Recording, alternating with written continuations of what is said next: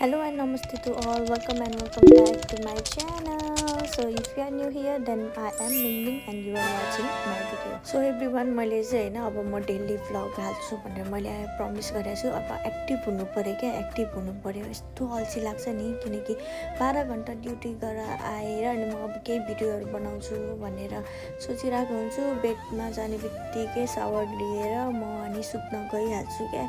अनि एक्टिभै भएको थिएन म अनि मैले चाहिँ आजबाट डिसाइड गरेको जे पल्ला बरु भिडियो बनाउँछु भनेर मैले भिडियो बनाउनतर्फ लागेको अनि आजबाट चाहिँ स्टार्ट गर्छु।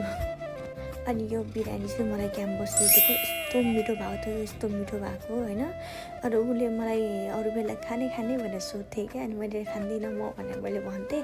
अनि आज चाहिँ मलाई खाँदैन होला भनेर सोधेको होला, मैले खान्छु भन्दिहालेँ। मैले एक प्लेट त लिइहालेँ उसकोबाट। यस्तो कमेडी भएको थियो त्यतिखेर।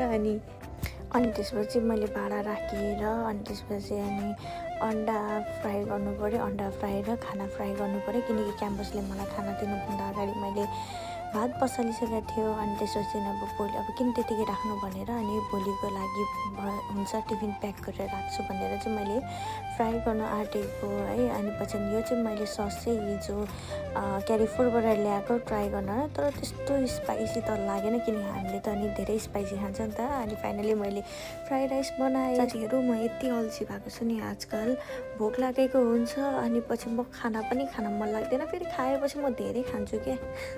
यस्तो मलाई मात्रै हुन्छ कि हजुरहरूलाई नि हुन्छ। अनि फाइनली मैले फ्राई राइस बनाएर चाहिँ डिस वास गरेर अनि म र मेरो साथीको लागि चाहिँ कफी बनाएँ। अनि उसले चाहिँ मिल्क खान्छ, म चाहिँ अनि कफी मात्रै हो। अनि त्यसपछि म बेडमा गएर कपाल पाटेर सुत्ने रिजन चाहिँ भोलि कपाल बाँध्दाखेरि चाहिँ लट्ठा नपरोस् भनेर हो।